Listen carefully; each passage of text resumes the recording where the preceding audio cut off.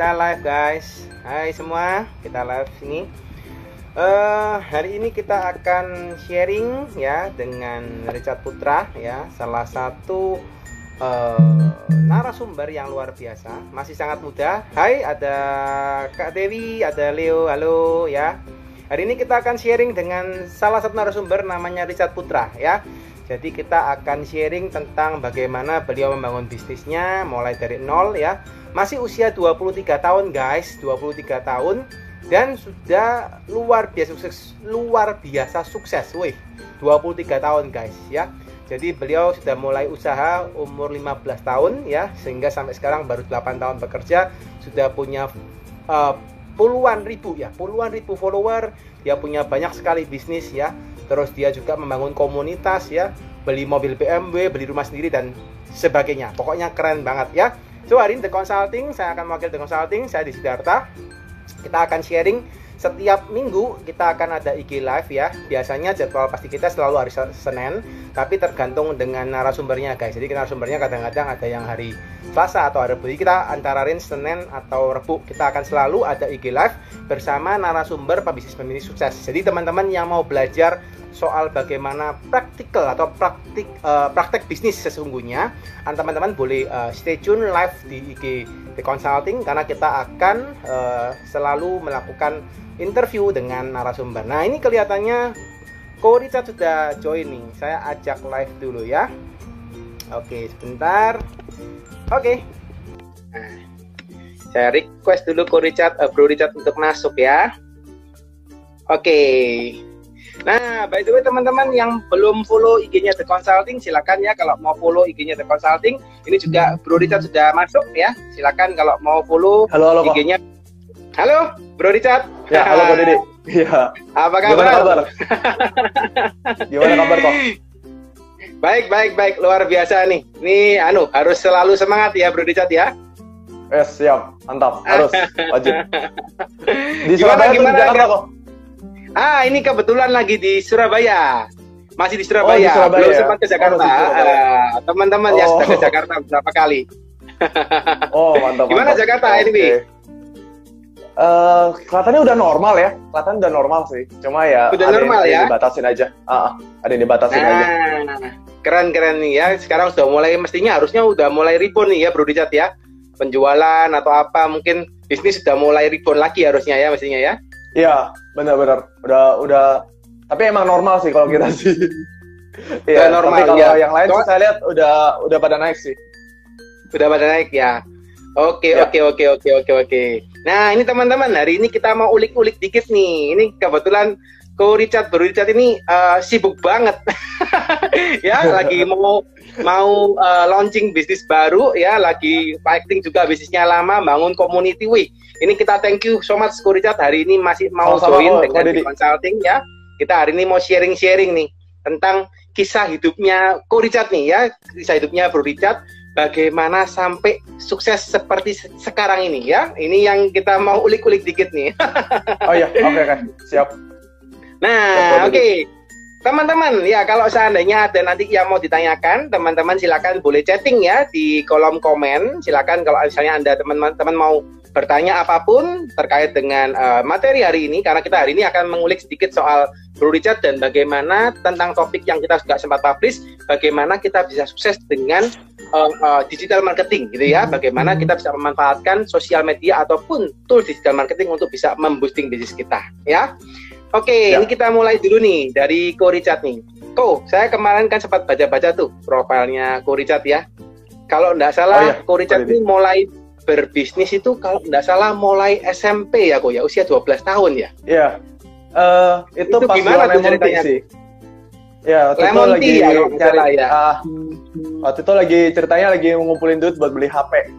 Ya, karena kita itu emang punya kebiasaan dari kecil kalau mau beli sesuatu itu harus nabung. Jadi nggak dibeliin. Ya, nabung bisa dari uang jajan. Cuma namanya uang jajan, namanya bocah ya SMP ya kok. Itu ya nggak mungkin ya kekumpul ya. Nah, karena itu saya lihat katanya saya mesti jualan sesuatu nih buat menghasilkan. Nah, akhirnya pas usia 12 tahun itu saya jualan lemon tea. Nah, itu di bakmi ayam gitu. Nitip-nitip ke bakmi ayam dijual itu Rp6.000. Nah, tapi itu cuma berapa? Ya, 6.000 ya. Ya, tapi itu cuma setahun lah. Setahun habis itu setahun habis itu saya nggak berhenti karena itu tuh nilai sekolah juga jeblok. Jadi nilai sekolah saya jeblok semua. Ya. Rapot saya palsu-palsuin, kasih orang tua. Jadi kelihatan kan di tim X tuh, nggak kelihatan kan. Dulu nakal. Akhirnya SMP kelas 3 udah mau ujian nasional nih, nah itu baru serius. Ya, jadi udah serius belajar, nilai udah mulai meningkat, tapi di situ tetap kita punya namanya faktor ekonomi, jadi ada kendala ekonomi juga saat itu juga. Akhirnya saya mesti mutusin, wah ini kalau saya SMP kelas 3 itu udah mesti nyari penghasilan tambahan, ya nggak bisa gini-gini terus nih, ya jadi mesti ada yang dijual. Akhirnya saat itu usia 15 tahun saya pertama coba jualan dulu Kaskus, 15 tahun lebih tepatnya, 15 tahun saya coba jualan di Kaskus. 14 tahun ya, siap. Ya. 14 tahun tuh saya coba-coba jadi dropship kalau kata orang ya. Jadi nggak ada modal, saya cuma posting-posting trade doang, berharap ada yang laku. Nah tapi itu nggak ada yang laku, jujur aja ya, nggak ada yang laku 14 tahun. Wih, itu waktu udah dropship nggak laku waktu itu? Nggak laku itu, soalnya nggak ngerti cara jualan saat itu. Akhirnya usia 15 tahun baru. Nah waktu itu baru saya coba jualan, kalau ini dari produk-produk MLM, ya MLM Games. Itu saya jualan produk-produk mulai dari pembalut, ya jadi saya tuh coba tawarin ke teman-teman gereja mama saya pembalut, sampai diketawain. Karena waktu itu saya mindset satu, iya, kan nggak ada yang punya pria kan, nggak ada pria nggak ada kan, iya, itu saya kira bakal laku ya, kan masa pembalut gak laku, nggak laku ya, jadi malah diketawain, cuma bodo amat. Nah, akhirnya waktu itu lagi tren musimnya BBM sama Twitter. Cuma itu kasusnya lagi saya nggak punya BB ya, jadi HP saya bukan BB. Padahal waktu tahun 2012 BB sama Twitter tuh lagi terkenal banget, BBM. Nah akhirnya saya mesti nabung dulu kok 3 bulan. Saya nabung dulu 3 bulan buat beli itu BB, harganya 750.000. Saya beli di ITC Cepakama saat itu. Area Sudirman, saya masih ingat banget deh. Sampai di Cepakama masih ingat ya gue ya tempatnya ya? Wah, ingat. Iya. Karena HP perjuangan itu. Iya. Dari situ akhirnya saya baru mulai untuk beriklan di Twitter. Ya, jadi waktu itu saya ikut paid promote segala macam. Itu usia berapa tuh? Murah-murah. Waktu iklan tuh? Itu masih usia 15. 15 ya sudah mulai iklan di Twitter ya? Ya, usia 15. Iya. Waktu itu jual di Twitter kurang lebih sekitar 8 bulan itu omset udah naik, itu kurang lebih 40-50 juta per bulan. Wih, dari Twitter sama BBM. Umur 15 tahun ya gue ya, sudah omset segitu ya? Wih, iya, 40-50 lah per bulan. Ya, tapi akhirnya di tahun 2014 traffic Twitter jatuh. Ya, jadi penghasilan saya itu bersih-bersih kurang lebih 8-10. Habis itu jatuh lagi ke angka 1. Itu Januari 2014. Itu saya ingat banget. Iya. Semua udah pada pindah ke Instagram ternyata. Jadi Twitter tuh 2014 tuh emang lagi turun banget trafficnya. Yes. Akhirnya saya mulai coba untuk ulik-ulik Instagram. Walaupun saat itu masih nggak ngerti. Ya, jadi waktu itu saya tuh kalau punya medsos kok. Saya tuh nggak punya medsos pribadi. Semua medsos saya tuh jualan. Jadi kalau teman-teman tahu Instagram saya ini nih, ini saya baru aktif banget tuh tahun lalu. Ya. Tahun kemarin tuh masih banyak kan pakai akun-akun IG untuk jualan. Oh, oke. Iya. Oke. Nah, dari situ langsung naik. Jadi tahun 2015 itu kenaikannya tajam.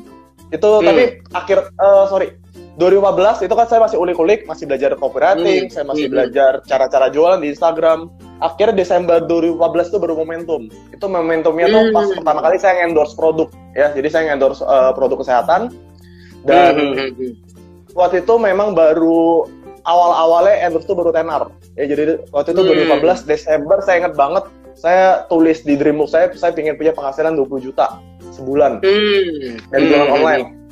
Beneran tercapai Desember 2014 sebelum malam Natal saya ingat banget tuh saya balas chat sehari 1000 chat. Desember 2018 ya Ko ya? Iya. Desember 2014. 14. Oh. 2015. Itu zaman 2014 berarti 16 kali. Berapa ya? Iya, turun 18 ya? Iya. Iya. Disitulah akhirnya momentum terjadi. Nah, momentumnya terjadi bulan tahun 2015 itu tahun kenikmatan lah kalau orang bilang ya. Jadi akhirnya omset dari yang cuma puluhan juta, saya akhirnya naik ke angka kurang lebih 1M 1 bulan per bulannya. Itu dari puluhan juta. Nah, dari puluhan juta ke 1M kok ya. Tahun 2015 tuh. 2015. Iya. Nah, dari situlah naik banget. Akhirnya tahun 2017 akhir itu saya baru bikin komunitas bisnis online. Nah, namanya Master Online Community. Nah, itu sistemnya komunitas, jadi tim-tim yang gabung juga itu semua kita ajarin cara-cara jualan dan segala macamnya.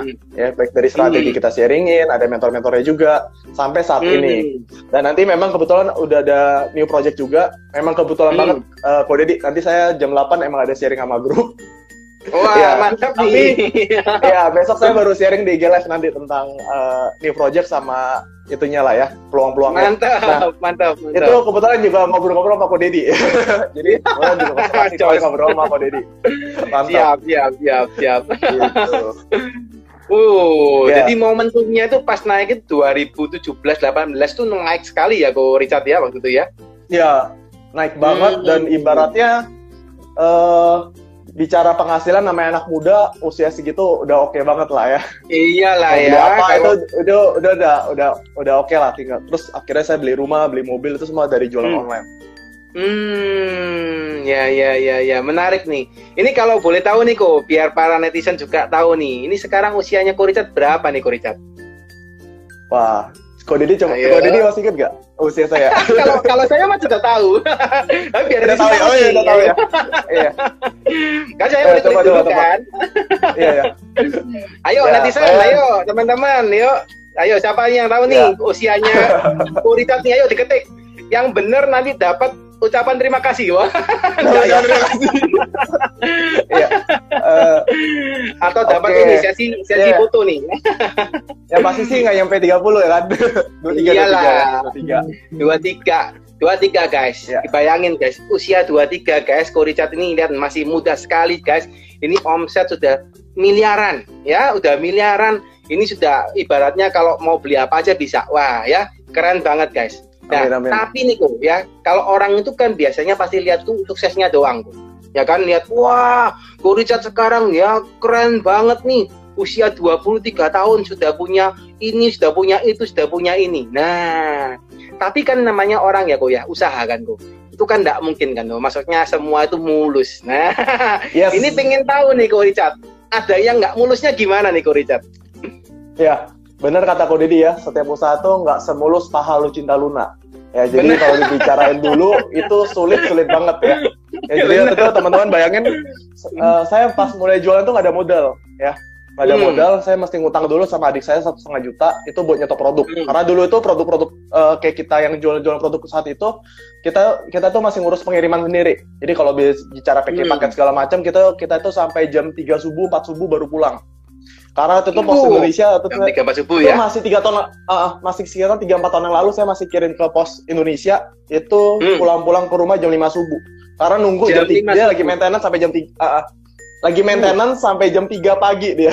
Jadi saya baru bisa kirim ke luar negeri saat itu pengirimannya. Terus kalau dulu waktu itu saya masih combine ya. Jadi waktu itu saya masih combine antara online sama offline. Jadi waktu itu nggak murni jualan online. Ya itu saya masih jadi sales keliling. Jadi kita tuh sering melakukan namanya kalau di produk-produk kesehatan pasti ada namanya cek kesehatan. Ya jadi kita cek kesehatan ke berbagai RT, RW, ke kampung-kampung juga. Saya sampai ke Desa Bojak nginep ya di perkampungan itu kita terapin orang stroke. Terapin orang stroke segala macam dan waktu itu kondisinya udah gelap sekali. Saya baru tahu kalau desa itu gelapnya luar biasa kalau udah malam hari. Jadi waktu itu saya disuruh nginep aja. Nah, kebetulan nginepnya di peternakan ayam. Dan pas saya dikasih kamar ya udah ya. Terima apa adanya itu aja. Siapa tuh Ko? Maksudnya peternakan ayam tuh siapa tuh yang ngasih nginep di sana? Itu kebetulan tim saya sendiri. Jadi kebetulan kita sendiri. Kebetulan kita minta beberapa referensi dan ternyata saya tinggal di rumah orang tuanya tim saya. Saat itu. Itu di daerah Desa Boja, daerah Kendal ya, Jawa Tengah ya. Nah, Jawa Tengah, Kendal ya. Iya. Mantap. Jadi dalam arti dulu itu kalau bicara jualan, saya lakuin 2 cara ya. Canvassing udah pernah, tuh kuliah-kuliah bagi-bagi brosur udah pernah, sebar-sebar brosur ke rumah-rumah, terus di mall kadang-kadang kita samperin orang, tawarin produk, ya, ajak-ajakin ngobrol, SKSD, sok kenal, sok dekat, itu udah sering banget kita lakuin. Nah, terus kalau dibicara momen paling buruk ya, momennya lucu sih sebenarnya sih, kok kalau dibilang buruk sih lucu aja. Jadi waktu itu saya udah 3 kali ya pengalaman yang sama.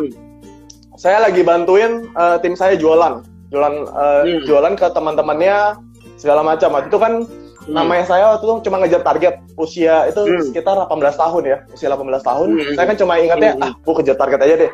Saya bantu emak-emak usia 47 tahun. 47 tahun. Iya, saya bantuin buat jualin produk. Jualin produk kayak cek-cekin kesehatan, terus jelasin ke orang-orang tentang produk-produk ini. Nah, terus saya anterin naik motor, ya. Jadi saya boncengin, saya naik motor ke daerah Jakarta Selatan dekat Depok. Ya itu kita masuk ke Gang Genggong juga lah. Nah, suaminya cemburuan. Suaminya cemburuan. Iya, saya diomel-omelin, ya. Saya dikatain pelakor. itu 3 kali loh. Jadi dengan orang yang berbeda, karena itu saya pikir gak apa-apa lah, bodo amat, gue cuma ngejar target doang, ya, gue cuma bantu tim gue biar lebih berhasil. Waktu itu saya nggak kepikiran soal saya bonceng itu ternyata nggak boleh. Iya, itu baru 1 orang, sisa orang lain. Kadang-kadang saya bantu tim saya sampai malam kan. Jadi saya ke rumahnya dia, saya bantu dia jualan online itu sampai sekitar jam 11 malam, jam 12 malam. Suaminya pulang. Kebetulan cuma saya berdua doang. Udah saya dimaki-maki habis. Diteriak-teriakin suruh keluar. Padahal niatnya bantu ya. Dia bantu ya. Cuma saya terlalu positif thinking mungkin saat itu. Dan suaminya kebetulan lagi negatif liatin saya. Ya. Nih bocah ngapain ya? Terus saya cuma bilang, saya cuma bantu. Iya, itu kan saya masih polos lah ya. Dalam hati saya bilang, lah saya cuma bantu. Cuma ya udah, akhirnya dia marah-marah. Ya udah, akhirnya saya pulang keluar. Habis itu saya nggak pernah ketemu grup saya lagi. Iya. Akhirnya nggak pernah ngumpul ke sana lagi. Nggak pernah ngumpul lagi, betul. Nggak pernah. Iya. Ya, jadi kalau bicara momen menyedihkan gimana ya? Itu juga lucu sih. Iya. Tapi itu pengalaman hidup ya kok ya. Bener-bener itu kita niat bantu gitu. Kadang-kadang kita niat bantu pun belum tentu orang itu nganggapnya positif gitu ya. Bener. Jadi itu ibaratnya kalau bicara jualan online sama offline bedanya di situ. Kalau jualan offline tuh saya ngelatih mental banget.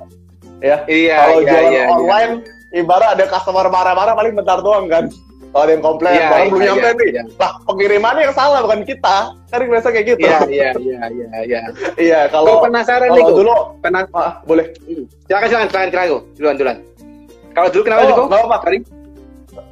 Oke, penasaran nih kok. Penasaran. Tadi kan Richard sempat ngomong ya, positive thinking nih. Nah, saya sempat lihat nih di blognya Koko nih soal Koko ya. Katanya dulu Koko introvert katanya ya. Introvert, terus gak beranian gitu ya. Terus lebih kalau introvert kan rata-ratanya biasanya acting gitu ya Ko ya.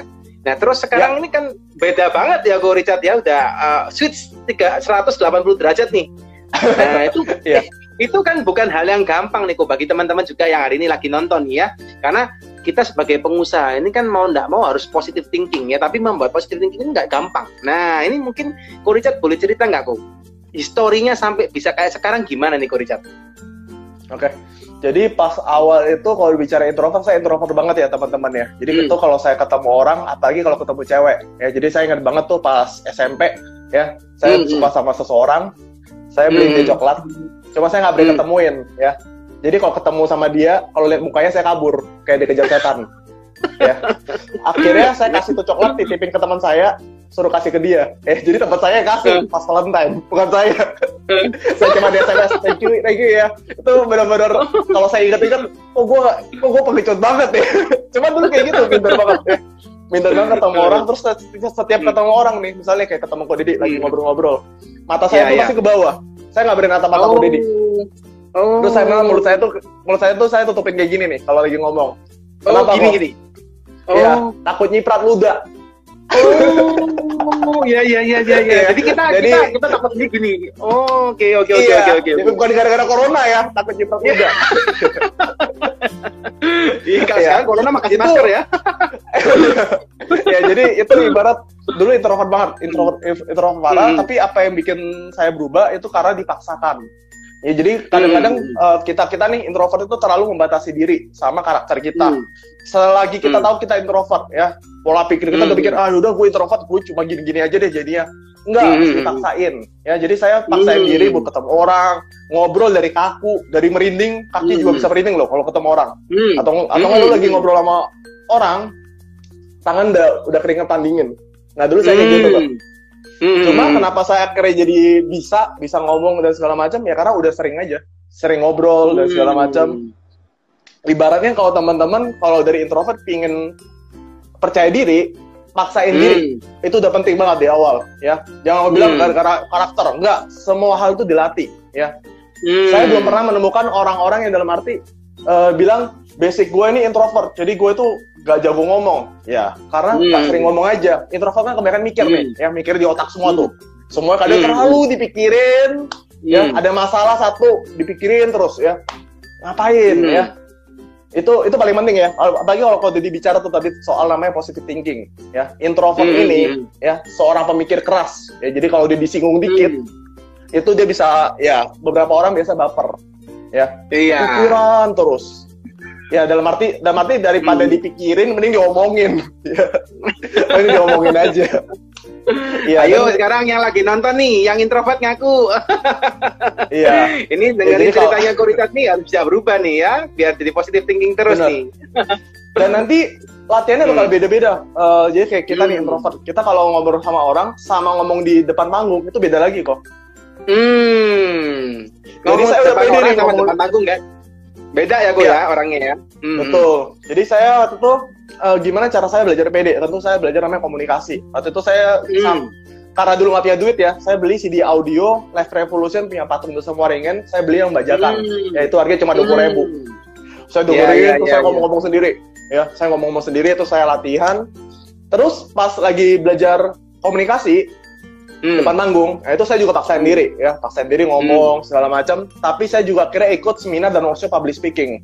Ya, waktu saya ikut 3 seminar, saking introvertnya, saking nggak mindernya ketemu orang ataupun ngobrol. Tapi di situ akhirnya saya baru nyadar, ternyata ujung-ujungnya sama ya, ujungnya tetap jam terbang. Jadi nggak mungkin nanti teman-teman nih kayak ikut workshop, seminar public speaking berharap langsung jago ngomong, enggak. Di sana pun langsung disuruh praktek ya, terus sampai teman-teman jago. Itu doang bedanya. Ya, dan mungkin kayak ada teman-temannya aja lah bantuin ngomong. Sebenarnya sama aja. Nanti teman-teman ujung-ujungnya jam terbang. Kayak kita nih kok, kayak lagi rekaman kayak gini nih. Nah, kalau orang jago ngomong di depan panggung, belum tentu bisa ngomong sendiri di IG Live. Atau enggak rekam sendiri di YouTube. Beda lagi, ilmunya beda lagi. Ya, caranya lain-lain. Jadi mesti dibahasain. Iya. Intinya guys, jam terbang ya. Di teman-teman yang mungkin introvert guys ya, kalian introvert, maksudnya gitu kalian ingin bersukses gitu ya seperti Ko Richard, harus paksain ya, terusin konsisten ya Ko Richard ya, harus jam terbangnya tinggi ya. Kalau saya ngomong jam terbang konsisten kali ya Ko ya, lebih gampang ya, konsisten terus menerus gitu ya. Ya, ini sama juga kayak jualan online ya. Jadi kalau teman-teman nih saat ini lagi belajar jualan online ya, awal-awal pasti pusing ya, awal-awal pasti pusing, mumet, pala, ngebul kalau orang bilang namanya. Cuma percaya deh ya, teman-teman ngelakuin selama berbulan-bulan secara konsisten ya, tiap hari dijamin nanti jadi biasa sendiri.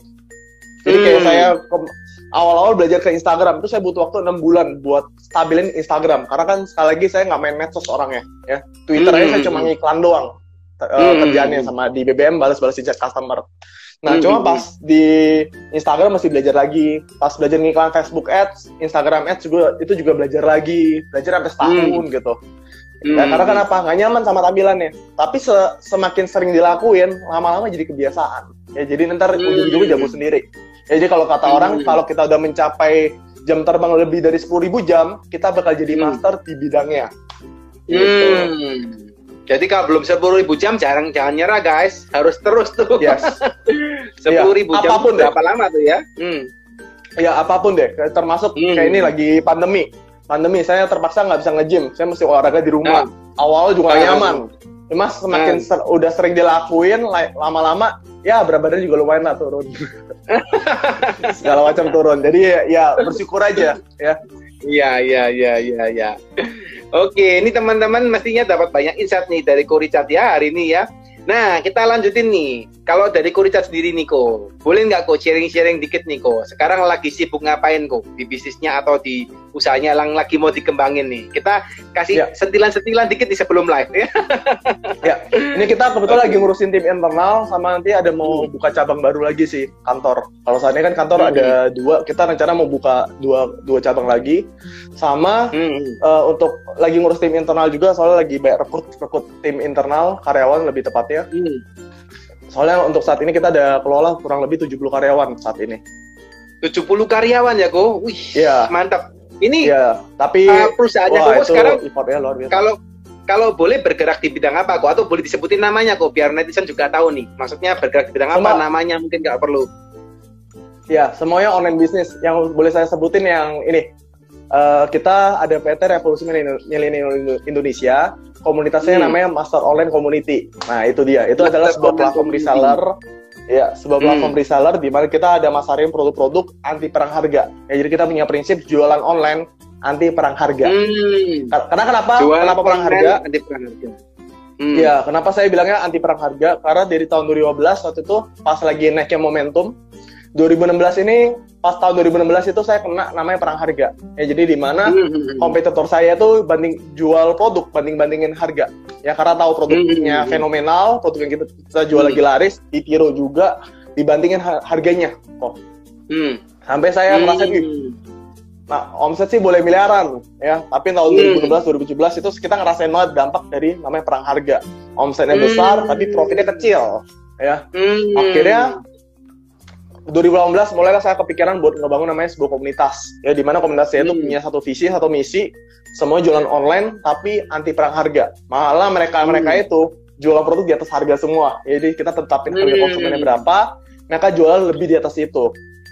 Nah, itu awal terbentuk namanya Master Online Community.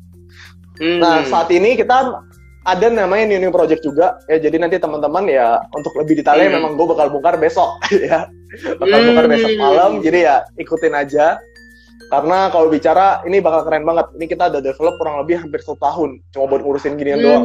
Makanya kemarin pun banyak nanya nama aku jadi ya. Setahun ya gue yang ngurusin gini doang ya gue ya.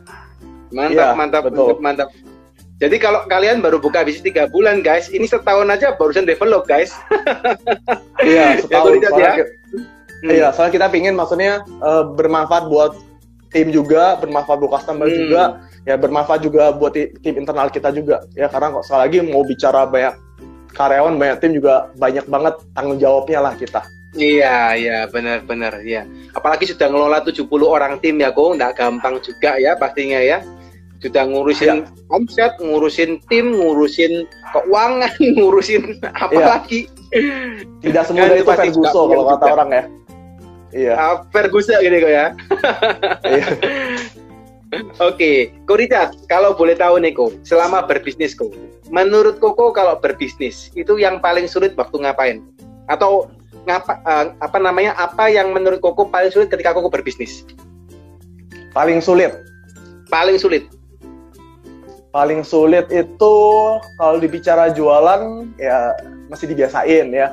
Saya yakin masih banyak teman-teman di sini itu kendala bisnisnya itu karena apa? Karena nggak bisa jualan. Nah, benar. Iya, karena itu pentingnya kita belajar namanya skill jualan online yang tepat. Itu yang paling benar tuh. Sambilan jangan pernah untuk menyerah. Ya, jadi praktek terus. Kalau gagal pasti dapat pola ya. Pola-polanya kita pasti pelajarin. Kenapa sih gue gagal? Kenapa sih kayak gini? Pasti semua ada datanya ya. Dari data itu tinggal kita rangkum atau nggak tinggal kita analisa apa yang kira-kira kurang. Itu sebenarnya kalau kita bicara omset atau nggak jualan ya. Jadi kalau bicara kendala pengusaha, saya yakin paling besar utama adalah penjualan. Tapi kedua itu kalau menurut saya adalah mengelola tim. Ya, mengelola tim itu menurut saya itu tantangan yang cukup sulit juga. Karena kita kan ngurus dua nih kok. Satu itu tim internal atau nggak karyawan. Kedua itu kita ada ngurus namanya reseller atau nggak, saya lebih sering suka sebutnya tim bisnis online saya. Jadi eksternal tim ya, tentu beda. Benar. Dua hal ini beda banget. Jadi kayak contoh, dulu itu kan kita lebih ngurus ke tim bisnis online sebelum punya karyawan. Akhirnya waktu itu dari punya tim, kita mikir kayak konten-konten semua udah mesti didelegasikan ke tim internal atau nggak karyawan kita, ya. Kita pingin semuanya itu dalam arti autopilot. Ya, kalau kita bicara bangun bisnis, semuanya udah tersistem. Tentu kita mesti bangun namanya tim internal.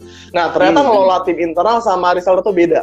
Ya, jadi karena mungkin saya udah terlalu biasa sama reseller, ya, tentu nggak ada namanya tegas ya, tegas sih enggak.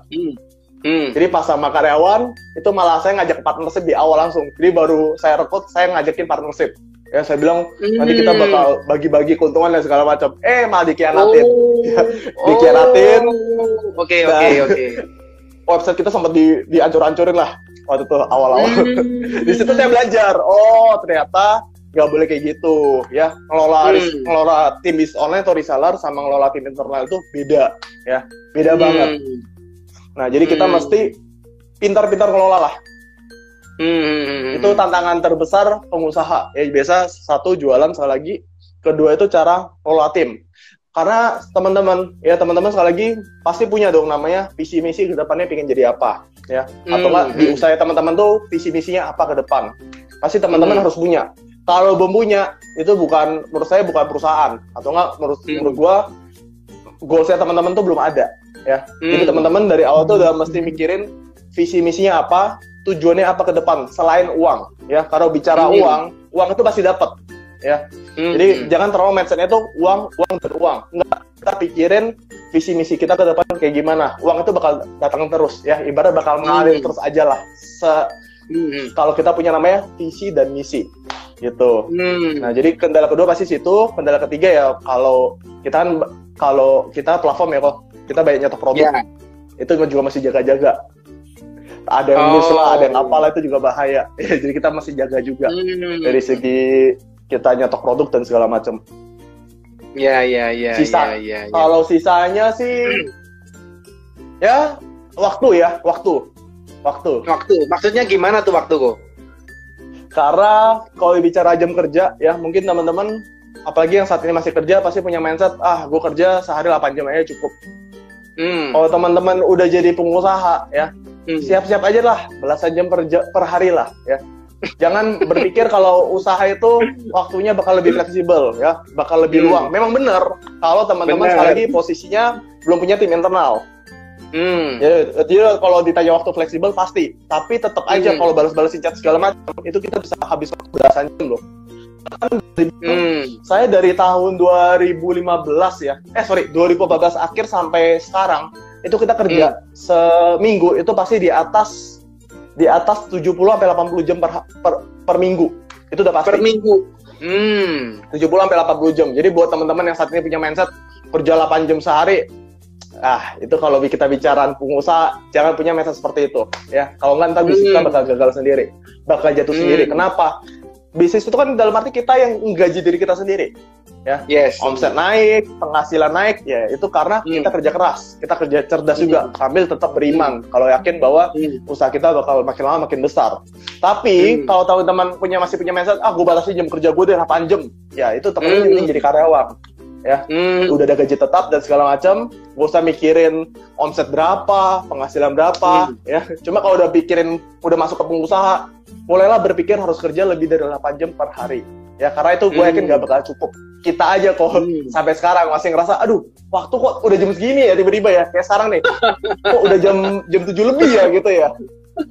Jadi ada plusnya, ada minusnya. Cuma percaya deh teman-teman, apa yang teman-teman tabur, baik dari segi waktu, baik dari segi ilmu, dan baik dari segi everything lah ya, itu pasti teman-teman bakal tuai suatu saat nanti. Ya, jadi kalau teman-teman saat ini pengen sukses di usia muda, luangin ya, tabur lebih baik lagi di usia muda, agar kita saat nanti mungkin usia 30 ya udah oke banget lah ya. Kalau orang bilang suka namanya financial freedom, itu harapan saya ke depan.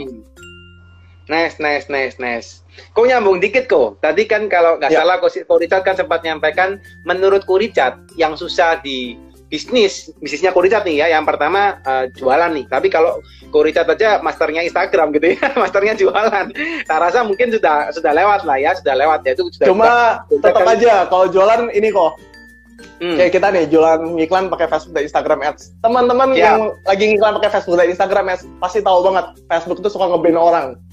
Ya, jadi teman-teman mungkin wah si Richard mah enak ya. Ya nggak tahu aja gue diblokir berapa kali, di-ban. Iya. Bahkan tapi gue apalagi kalau bener, gue di-ban Facebook, Instagram waktu pas ngiklan itu gue di-ban kurang lebih belasan kali. Ya. Belasan kali pedih lah. Iya, ibarat lagi cuan-cuannya gitu tiba-tiba ya. Tim gue ada yang 52 kali. Jadi ya gue pikir itu 52 kali lebih banyak dari gue. Iya. Ya jadi semua ada ininya lah. Terus kadang-kadang nih kita kayak ngiklan ya. Teman-teman mungkin pikir Richard mah enak, endorse punya modal gede. Ya nggak tahu juga kan pas awal-awal gue ngendorse 25 juta. 25 juta yang ngechat cuma 100, yang closing kalau dihitung-hitung bersih cuma 2 juta. Ya, itu rugi 23 juta. Itu dalam waktu 2 hari. 2 hari jadi teman-teman 23 juta. Keren. Iya. Di situ duit pun tinggal 5 juta kok. Itu duit tinggal 5 juta. Jadi waktu itu ceritanya saya lagi nekat. Saya lagi ngejar target, duit saya tinggal 30 juta. Saya taruh 25 juta buat ngiklan, endorse ke artis inisialnya JI. Ya, teman-teman silakan tebak sendiri. Nah, rugi ya, boncos. Akhirnya sisa duit tinggal 5 juta.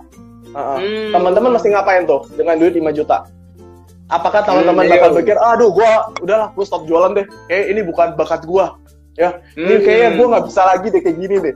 Mungkin sebagian besar orang bakal berpikir seperti itu.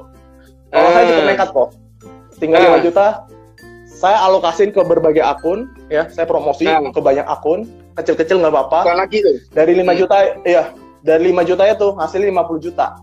Sebulan. Mantap. Akhirnya balik lagi. Iya, karena kenapa? Udah dapat data, ya. Udah dapat data, saya jadi bisa baca nih. Saya gagal di iklan pertama gara-gara ini. Karena itu iklan berikutnya saya berani kecil-kecil dulu. Tapi saya kontennya saya ubah semua, copywriting saya ubah semua, cara job saya ubah semua. Nah, dari situlah akhirnya saya menikmati namanya pengembalian dana investasi ya. Kalau orang itu masuk ya. 5, keluarnya 50, 10 kali ya gue ya, langsung ya, jos ya. Iya.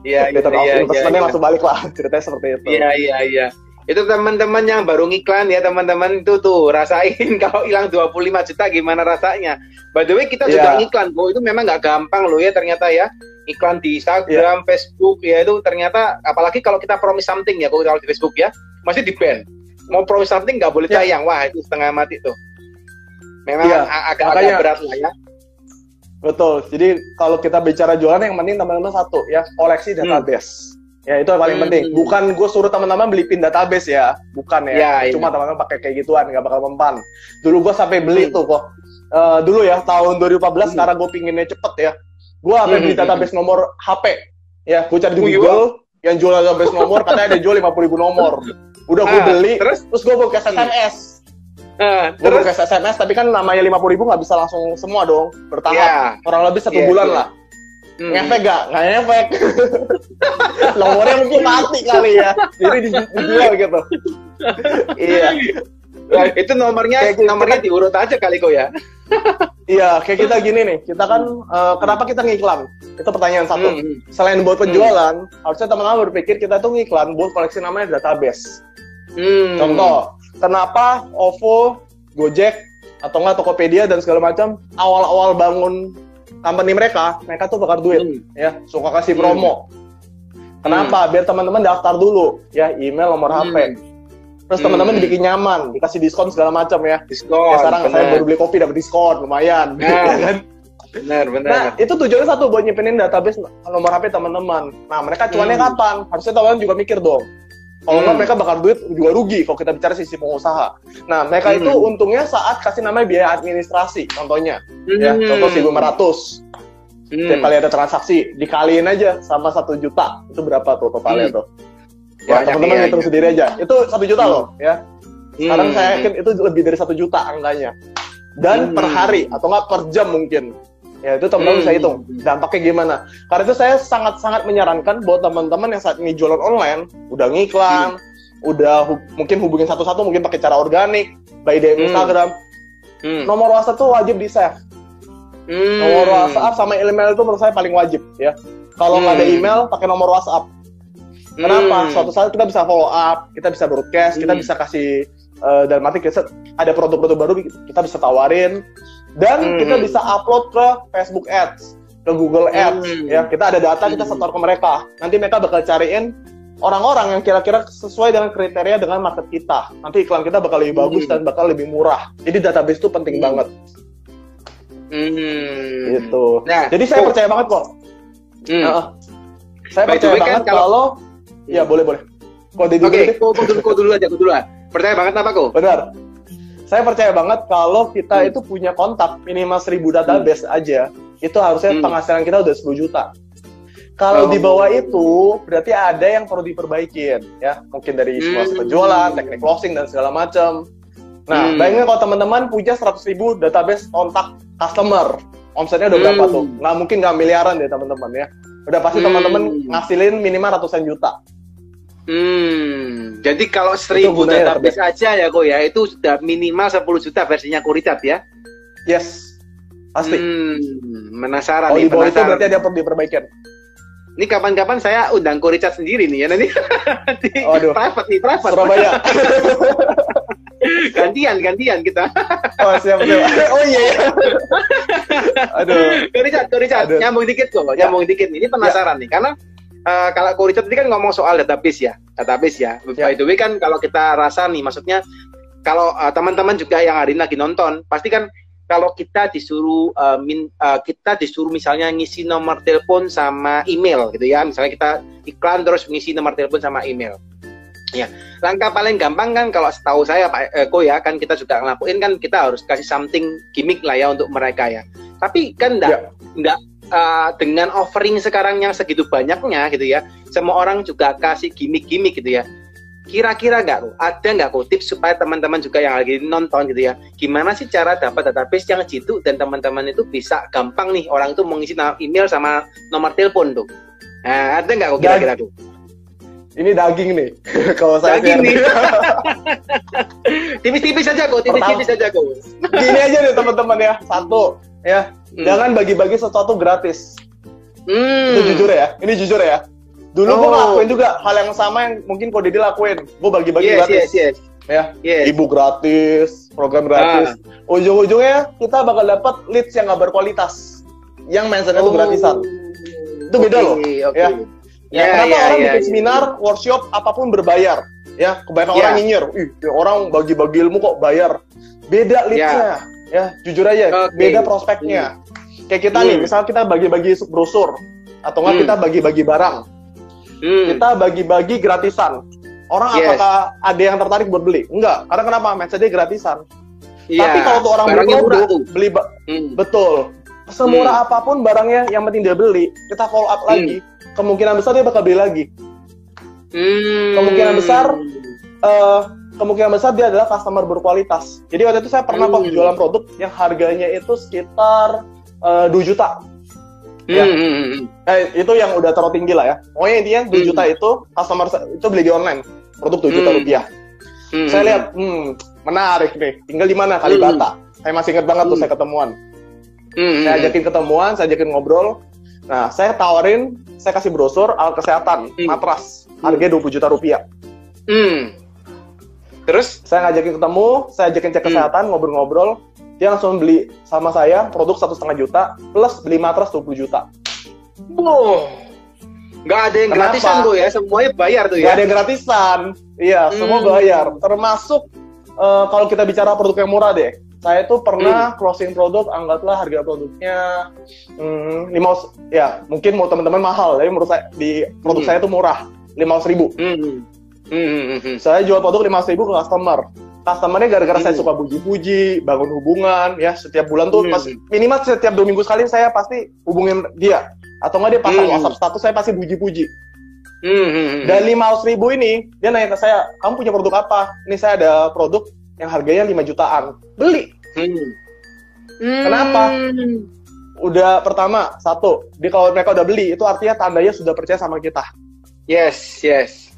Karena orang beli di online itu kan pasti ragu, apalagi belinya via Instagram ya, mesti chat di WhatsApp dan segala macam. Beda kalau kita beli di marketplace, tinggal kasih reputasi buruk kalau misalkan barangnya buruk, atau nggak minta dibalikin dananya. Nah, itu pertama. Kedua, kalau kita udah jaga hubungan, itu ibarat udah kayak teman sendiri, ya. Mereka udah percaya sama kita, mereka lagi butuh solusi, pasti nanya ke kita. Nah, disitulah kita bisa nawarin produk-produk yang lebih tinggi lagi. Atau nggak saat kita ada produk baru, tawarin aja iseng, ya. Jangan pernah jaim sama customer, jangan pernah jual mahal. Tunggu dia hubungin gua deh. Enggak dong, kita tuh penjual, ya. Tetap masih nawarin. Ini sama kasusnya kok. Kayak contoh, kemarin saya beli BMW. Saya beli BMW ini pertamanya itu saya di DM dari Instagram. Jadi orangnya DM juga dari Instagram tuh? DM dari Instagram. Pertama saya pasti nggak baca dong, ya. Tapi dia pintar. Dia tuh ngomong awal gini langsung. Jadi teman-teman pastiin kalau lagi DM customer atau nggak DM calon customer lebih tepatnya, panggil namanya mereka. Terus kedua SKSD. Jadi dia tuh bilang ke saya, "Kok, gue ini temennya si ini loh." Dalam hati gue, bodo amat kan. Soalnya temennya ini, gue udah gak pernah ketemu 4-5 tahun kok. 4-5 tahun gue gak pernah ketemu. Jadi kalau dibicara komunikasi, oh ingat lupa lah ya. Lupa ingat, lebih tepatnya. Ya. Nah, udah lama. Tapi dia bawa nama orang itu. Gue respon dong, terus gue bilang, oh iya, kirim-kirim aja ya. Tapi saya nggak tertarik kok, jujur. Karena kenapa? Itu mau belinya Mercy, nggak mau beli BMW. Saya suka Mercy. Akhirnya, tiba-tiba dia ngechat saya lagi. Oh, ada test drive gratis nih. Terus lagi ada promo. Saya baca, menarik juga nih. Udah ketemuan di Muarta Gading, saya test drive segala macam. Tapi saya nggak tertarik. Ya, saya nggak tertarik. Tapi saya dihubungin terus. Hampir tiap hari di chat, di DM. Ya, udah kayak pacaran. Sampai saya omelin. Sehari 3 kali kok. Sehari ya sekali. Coba kalau saya nggak boleh di chat lagi. Ya nggak boleh di chat lagi. Sampai saya ngomel. Ya, itu lagi mau ke New Zealand kan. Dia telepon saya sampai 3 kali sehari. Saya bilang, gue tuh mau liburan. Gue bilang, ya. Jangan ganggu. Gue bilang, gue tahu lu jualan. Gue juga menghargai orang jualan. Tapi nggak boleh kayak gini. Tapi nggak kayak gini amat. Saya bilang kayak gitu. Annoying banget gitu ya. Annoying banget. Tapi pulang dari New Zealand dia hubungi saya lagi. Hebat. Dia orang hebat. Oke, saya salut ya orang-orang kayak gitu. Apa namanya? Fighting spiritnya keren tuh ya. Luar biasa. Menggebu-gebu. Akhirnya saya itu ada model baru ya. Model baru keluar. Bagus banget nih. Terus saya compare. Oh, segala macam ini bagusan yang ini nih. Ya udah, akhirnya Desember dia berhasil closingin saya. Itu follow up-nya mungkin 5-6 bulan ya. 5-6 bulan. Wajar, kenapa? Karena mobil. Mobilnya mahal lagi kan. Tapi dari situ kok. Iya, dari situ Ko Deddy. Dia bulan Januari hubungin saya lagi. Hubungin saya lagi, nawarin asuransi. Asuransi apa tuh? Asuransi mobilnya atau asuransi jiwa tuh? Asuransi kesehatan, asuransi jiwa. Oh, mantap itu. Jujur, awalnya nggak tertarik. Terus? Awal saya sama sekali nggak tertarik. Terus saya bilang, kurang ajar. Udah beli, dijualin lagi nih. Udah mobil, asuransi lagi gitu ya? Iya. Terus dia pintar. Dia bilang, kok ini gue mau kasih aksesoris mobil. Oh iya, datang aja. Terus dia kasih saya kue. Terus dia datangin sponsor ini. Kalau MLM upline ya. Kalau insurance saya nggak tahu namanya apa. Leader kali ya, leader. Leader dia datang, jelasin ke saya. Saya bilang, nggak tertarik. Saya bilang. Tapi akhirnya dia datang terus dia nanya terus. Februari closing juga. Closing juga akhirnya. Iya lagi. Wah, jangan-jangan kalau kita langsung kanan kalian, enggak ya? Jadi gini, aman, pasti normal. Normal ya? Iya. Jadi ini buat teman-teman tipsnya ya. Pastiin kalau udah ada customer satu, dihubungin ya. Jaga hubungan dengan mereka. Kalau bisa hubungin 2 minggu sekali lah. Ya, itu minimal banget deh. Coba aja ya. Ada produk-produk baru, iseng aja broadcast atau nggak tawarin langsung nggak apa-apa. Mereka mau beli, ya bersyukur. Nggak beli ya sudah gitu kan. Nggak masalah. Yang penting teman-teman udah ada nawarin, udah berusaha. Nanti ujung-ujungnya kalau mereka tertarik beli ya beli aja. Gitu. Ya. Keren ya. Ini ceritanya orang lain tapi menarik guys ya. Bahwa yakin dan percaya Richard atau teman-teman pengusaha yang sudah sukses pasti juga ngelakuin nih ya, terutama terkait dengan kegigihan ya. Jangan kita tawarin sekali terus menyerah gitu ya. Seringkali yang terjadi adalah kalau kita closing adalah kita sering follow up ya, semakin sering follow up akan semakin sering closing gitu ya, Ko Richard ya. Betul. Mungkin saya tambah satu lagi ya, Ko. Jangan punya mindset jualan barang harga murah. Nah, mantap. Nanti teman-teman yang bakal rugi sendiri. Ini saya pernah lakuin dulu, jujur, apalagi pas jualan offline. Saya tuh orangnya minderan. Jadi kalau kasih harga itu nggak tegaan kalau orang bilang ya. Jadi kalau ada customer saya nanya, harganya berapa? Saya sebutin harganya. Itu pun saya sebut harganya termurah. Ya, ibarat saya itu udah kasih harga agen lah, ceritanya kayak gitu. Tetap aja, mahal banget sih. Namanya orang pasti ngomongnya kayak gitu. Pasti ujungnya ngomong kayak gitu. Ada diskon nggak? Ada diskon nggak? Nah, diskon kalau kita udah mentok kasih harga segitu kan nggak satu turunan lagi. Ya, akhirnya ya saya closing, maksudnya saya nggak dapat untung. Untungnya pun kecil banget ibaratnya. Kecil banget kalau bicaranya. Iya, tapi itu saya ada belajar dari tim saya. Jadi tim saya itu jualan offline juga, ketemuan sama orang. Dia jualan produk, harga produknya ini anggaplah 1 juta. Dia jual 2 juta. 2 juta. 1 juta dijual 2 juta aku. Laku. Iya, laku. Dan ini terjadi juga di online. Jadi teman-teman gini, jangan pernah berpikir bahwa customer itu selalu nyari harga termurah. Enggak. Mereka itu kadang-kadang kalau teman-teman, bukan kadang-kadang ya, sering kali ya, kalau kita udah jaga hubungan dan kalau mereka bilang, "Oh, produknya mahal." Ya, yang murah belum tentu lebih bagus. Yang murah kalau palsu gimana? Kalau nggak ada hasil gimana? Ya, mereka bakal takut, iya juga ya, gimana ya? Benar. Dari atau nggak kita jaga hubungan sama mereka deh minimal ya. Atau nggak kita baik sama mereka lah. Jaga hubungan baik, komunikasi dengan baik juga, layanannya bagus. Mau harga produk kita semalam apapun, mereka bakal beli, percaya. Mereka bakal beli. Mau jualan di online, mau jualan di offline sama, kecuali teman-teman jualan di marketplace. Nah itu gue nggak usah ngomong. Ya. Kalau itu banting-bantingan pasti kau ya, gitu ya. Iya. Gue sendiri pun kalau marketplace, gue cari yang harga termurah, reputasi paling bagus. Karena comparisonnya banyak ya, yang itu ya, kau ya. Iya, tapi kalau ketemuan offline, online chat personal, mereka tuh kalau ngebandingin harga mikir-mikir loh. Aduh, kalau udah gue yang murah tapi palsu gimana ya? Atau nggak berkualitas gimana ya? Atau nggak penjualnya nanti PHP gimana ya? Atau nggak dikirim barangnya? Nah, itu mereka juga bakal pikirin. Ya jadi pastiin teman-teman bukanlah punya mindset jangan jual barang murah ya. Jualah barang harganya tinggiin, nggak apa-apa. Toh buat teman-teman juga, teman-teman pasti butuh keuntungan dong. Kalau bisnis gak ada profit, itu bukan bisnis namanya, itu namanya amal ya. Bener. Dibedain. Ya gitu ya. Bener, dan teman-teman dari keuntungan ini, teman-teman nanti pasti ke depan pingin dong iklan. Pingin dong suatu saat ngerekrut SDM, punya tim internal, segala macam. Ingat, itu semua juga butuh duit. Duitnya dari mana? Duitnya dari keuntungan, selisih harganya ditinggiin, jangan main perang harga. Mantap. Nah, Ko, pertanyaan terakhir nih, Ko. Kalau tak lihat soalnya sudah mau mendekatin 1 jam dari IG Live ini, berhenti nanti. Oh iya, boleh, Ko. Ini yang saya pengen tahu nih sebelum nanti kalau seandainya kita perlu lanjutin ya. Ini kan ada teman-teman juga yang ada beberapa pertanyaan gitu ya. Nah, Ko. Iya, tapi sorry, Ko. Ntar sampai jam 8 ya. Oh iya sih, soalnya juga ini ya. Lanjut lagi ya. Mau nggak mau harus selesai tuh ya. Oke. Sorry nih. Next ya. Siap. Pertanyaan terakhir nih, Ko. Siapa orang yang paling mensupport ya atau orang yang paling berarti bagi Koko ya sampai mulai Koko berusaha sekarang dulu sampai berhasil seperti sekarang, Ko? Boleh diceritain dikit nggak, siapa nih? Dan kenapa? Kalau boleh disebutin, ya. Kalau dulu bicara support nggak ada ya. Jadi kalau dari orang tua itu nggak. Kalau bicara awal mereka nggak percaya, tentang jualan online. Ya jadi pasti nggak ada support. Ya diomel-omelin, iya. Ya, diomel itu pasti wajar. Ya karena sekali lagi orang tua nggak ngerti online itu apaan gitu ya. Ini mainan apaan gitu ya. Ini Richard tiap hari, tiap malam begadang ngapain gitu.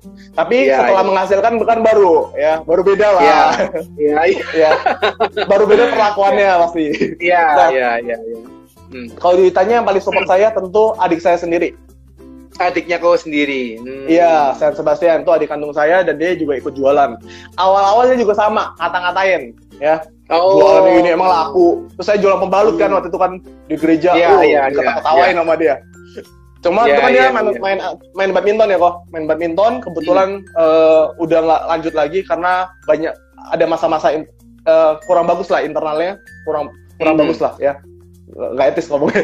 Nah, intinya 3 bulan saya jualan kan saya balikin duit dia 1,5 juta kan. Iya. Iya. Jadi dia berarti karena pinjemin saya 1,5 juta buat saya ngiklan. Buat saya nyetok produk. Buat saya nyetok produk. Terus saya balikin utang, terus dia nanya, ini duit kok bisa cepet banget? Ya ini dari jualan online. Yaudah deh gue ikut. Nah, dia ikut. Jadi bisa bilang yang paling support saya tuh adik saya, karena saya ini tipikal orang, saya ini tipikal orang ini sebenarnya agak ini kok. Kalau bicara usaha, ya. Dulu tuh suka emosional. Adik saya ini netral, ya. Adik saya ini netral. Jadi kalau ada ada masalah, balancing ya. Dia tuh paling positif thinking. Ya, jadi lingkungan tuh ngubah banget, ya. Lingkungan tuh ngubah banget, dan yang ngubah saya salah satunya adalah adik saya sendiri. Saya, ini orang positif banget ya. Saya ambisius orangnya. Kalau dia tipenya tipe positif, itu bedanya. Jadi saling support satu sama lain. Ya, saling support, saling ngisi lah ya. Nice. Ya. Gitu. Ini ada beberapa pertanyaanku, moga-moga kejawab ya, karena teman-teman yang belum kejawab nantinya mohon maaf, karena Ko Richard juga ada live lagi jam 8. Jadi kita coba jawab beberapa ya yang nanya. Mungkin sebelum saya pertanyaan, teman-teman yang mau follow IG-nya Ko Richard langsung silakan, yang belum follow ya, ataupun yang mau follow IG-nya The Consulting juga silakan ya, supaya bisa keep in touch dengan kita. Ya, wajib follow ya. Nanti konsultasi sama Pak Ko Dedi, orangnya hebat banget. Ya, sama-sama. Koko di online, saya di keuangan gitu ya. Siap. Nah, ini kok ada pertanyaan nih dari siapa nih? Pam Frats. Apakah kita boleh jual apa saja atau palu gada secara online nih, Ko? Pilih salah satu niche market kita ya, jangan jualan palu gada, karena ntar lu nggak bakal fokus. Cuma awal-awal coba dulu lah 1-2 produk yang menurut lu tuh kelihatannya bakal laku ya. Produk apa? Terus produk apa yang kira-kira itu nggak kena perang harga ya. Ini sekali lagi beda kasus ya, kecuali lu mau main perang harga lu banding-bandingkan, tapi lu mesti siap-siap modal aja sama kapasitas. Kalau nggak punya udah lu jualan naikin harga, pentingin pelayanan, pentingin servis ya. Jadi saran gue jangan jualan palu gada, lu bakal pusing sendiri, karena tiap market itu beda bahasa, tiap market tuh beda bahasa penyampaian, konten iklan, spesifikasi dan segala macam, jadi nggak bisa disamain. Semua ada kolamnya masing-masing. Oke, satu lagi ya, Ko, terakhir ya. Ini sama dari Pam Frans nih. Anda pernah diomelin nggak kalau sering-sering kontak calon customer, Ko? Pernah diomelin nggak kalau sering pernah ya? Bolak-balik kali itu ya? Iya, cuma kan intinya satu, kita tuh cuma menawarkan ya. Kalau mereka nggak mau ya sudah. Masa kita takut diomelin sebagai penjual? Penjual itu dalam arti mental udah pasti kuat ya.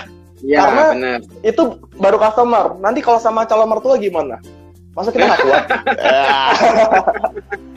Itu perjuangan ya, kok ya. Harus karena kan butuh duit juga.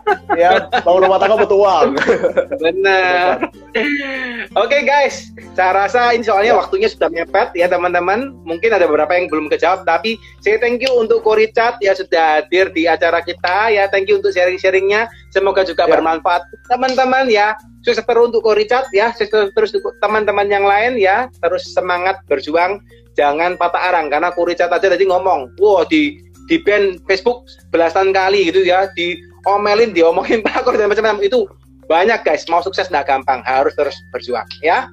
Oke, kira-kira seperti itu. Thank you so much buat Ko Richard, buat teman-teman juga. Yuk, sama-sama thank you, dan thank you, teman-teman. Terus ikutin acara kita ada live IG setiap minggunya, either Senin, Selasa atau Rabu. Kita akan selalu ada live IG dengan mengundang pembicara-pembicara yang luar biasa. Oke? Thank you, Ko Richard. See you dan sukses terus ya, Ko. Yuk, see you. Bye. Yuk, bye.